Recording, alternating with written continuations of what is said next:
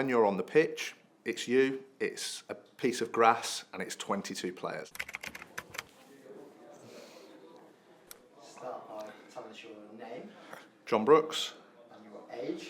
35. And your current refereeing level. International referee and Premier League referee. And how long have you been a match official? So I've been a match official since I was 14, so that is 21 years. Quick maths. Very quick maths. And going back then to 14-year-old John Brooks, why did you become a match official? So I became a referee to learn a new skill for the Duke of Edinburgh Award at school. So learn about how to manage people, how to be on a football pitch doing something I love, and that is why I took the refereeing course. And what has been your proudest achievement in the past 12 months? The past 12 months, I would say, is refereeing the Carabao Cup final. That was towards the end of last season, which was a fantastic occasion to be involved with, and I was very lucky to be chosen as the match referee. I'm sure people are interested you go into a Premier League game. Can you talk us through a typical match day when you're Premier League referee? Yeah, so as a Premier League referee, we meet at a hotel 4 hours before the game that is near to the ground, but not too near to the ground. All of the officials, the on-field officials, will meet there. We will discuss elements of the game, how we think things might go, players involved, tactics involved of the teams, what our feeling is for the day, have some food, and just bond as the third team, if you like, on a Premier League match day. We then get taken into the ground in one vehicle, normally arrive around 2 hours before kickoff. And then we make sure that the communication links are all working effectively. So talk to Stockley Park, make sure the VAR can hear us, do the communications checks, make sure that the goal line technology system is working. All the basics that you'd think that are needed for a Premier League game. 2 hours before kickoff, we will check all that. Then we'll go to the changing rooms, relax a little bit, make sure, unpack all our stuff. Normally a match day delegate there from the Premier League, so a representative from the Premier League, so we'll engage with them and talk to them about how the game's going. They'll give us a little insight into how the game might go from a player's perspective, anything that we've not thought of as referees. Then we'll get changed. We'll go out for our warm-up at half an hour before the game, and then once we're warmed up, get our kit on, walk into the tunnel, and be ready to walk out in front of a Premier League crowd. What are the similarities and differences between officiating now and when you first started?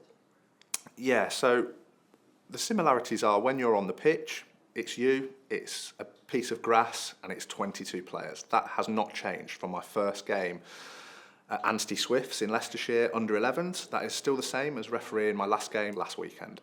So that's the same. The differences are I now have a big support network with me, lots of technology. So at Anstey Swifts, I was fully on my own. And in the Premier League, I have 2 assistants, a 4th official. We have communications kits to talk to each other. We have a VAR who is supporting our, the key decisions. So I would say the big difference is a lot of support through the use of technology is the big difference between now and then. But the fundamentals are the same. Looking ahead, what is your target for 2026? 2026, I would like to continue to referee some big games in the Premier League, to progress internationally, expand on my games in Europe, representing the FA and the PGMO abroad. What's your best refereeing story? One of my best refereeing stories is probably refereeing in Australia. Some years ago, I refereed in Australia on an exchange programme, and just learning about the different cultures of football. I refereed this game in Australia, and I put 7-minute stoppage time up. And I think one of the comments from the team manager was, we've had 7-minute stoppage time combined in all of our games for that season, whereas I put 7-minute stoppage time up in one half, because I felt that was the accurate amount of time. So it just goes to show how people do things differently. I'm sure there's been lots of people, but is there anyone who went the extra mile to help you on your journey?